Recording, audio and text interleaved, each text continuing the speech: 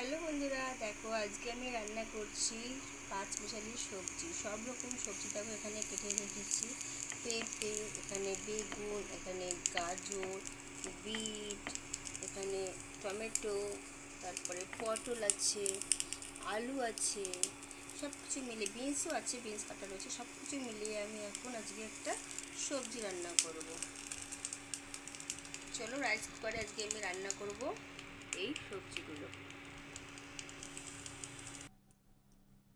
তো এই দেখো আমি রাইস কুকারে এখন রান্না করছি পাঁচমিশালি সবজি। এখানে আমি সব কিছু দিয়েছি, দেখতেই পাচ্ছ, গাজর, বিটস, এখানে বেগুন, পেঁপে, আলু সব দিয়ে, এখানে দেখো শুঁটি দিয়েছি, সজনে ডাঁটা, এখানে বিনস, সব কিছু দিয়েছি, লঙ্কা দিয়েছি, পটল দিয়েছি। দিয়ে এখন একটু আমি ভেতরে নুন দিয়ে দিচ্ছি। দেখো নুন দিচ্ছি, স্বাদ অনুযায়ী একটু নুন দিচ্ছি,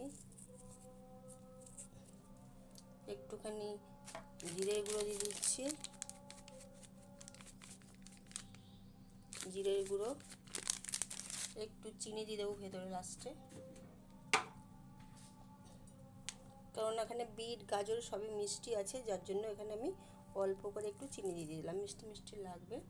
আর এখানে আমি আর দিলাম, এখানে দেখো আমি দিচ্ছি এই যে মশলা, এটা সবজি মশলা, এটা একটু আমি দিয়ে দিচ্ছি, এটা স্পেশাল।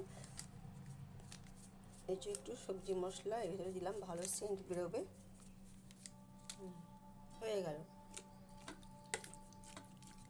এটাকে ভালো করে আমি নাড়িয়ে নিচ্ছি।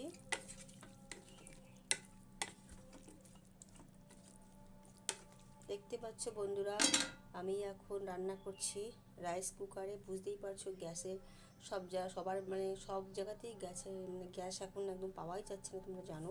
যার জন্য আমি এখন গ্যাসটা কম ইউজ করছি আর এই রাইস কুকারেই বেশি করছি। তো এখানে সব দিয়ে দিয়েছি আমি, মশলাপাতি, হলুদ টুলুদ সব দিয়ে দিয়েছি। আর এখানে কাঁচা লঙ্কা দিয়ে রান্না করছি।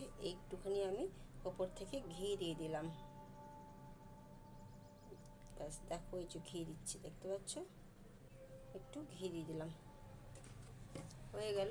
এবারে আমি সিদ্ধ হতে দিই, তাহলে এটা কমপ্লিট হয়ে যাবে। চলো রান্না হতে থাকুক। যারা এখনও রাইস কুকার কিনেনি তারা অবশ্যই রাইস কুকার কিনে নাও, খুব তাড়াতাড়ি সুন্দর ভাত হয়, ভাতটা তো দারুণই হয়।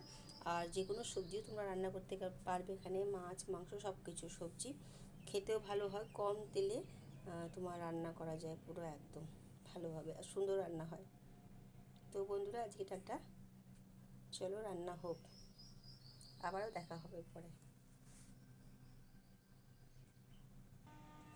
চলো দেখো রান্না হচ্ছে, এই যে হয়ে গেলে এটা বন্ধ হয়ে যাবে।